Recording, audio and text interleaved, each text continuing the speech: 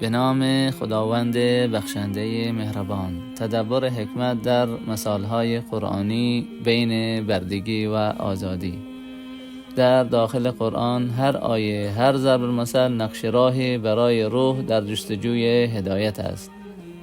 همانطور که خداوند در سوره نحل آیه 75 می‌فرماید: ضرب الله مثلا عبدا مملوكا لا يقدر على شيء ومن رزقناه منا رزقا حسنا فهو ينفق منه سرا وجهرا هل يستوون الحمد لله بل أكثرهم لا يعلمون.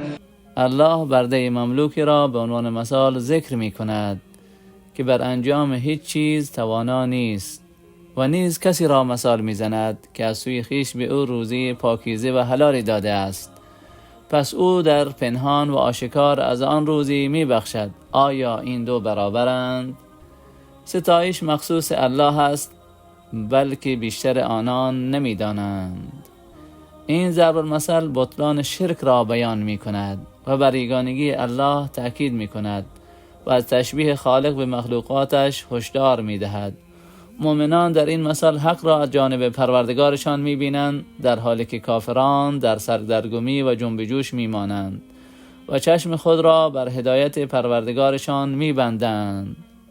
خداوند از حقیقت شرم و حیا نمی کند. سپاس برای پروردگاری که قرآن را برای هدایت جهانیان فرستاد و با حکمت فراوان بین هدایت و گمراهی فرق گذاشت.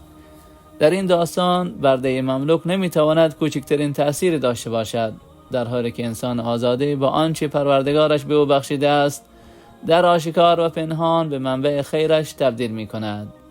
خداوند برای مثال این گونه افرادها ناتوانی بت‌ها را نشان می دهد و مقام توحید بر آنها برتری می بخشد و یک حقیقت را الگو قرار می دهد که هر کس از این حقیقت پیروی کند حق را از جانب پروردگارش می‌فهمد، در حالی که کافران در پرسش‌های خود گمراه هستند و از هدایت دور می‌مانند.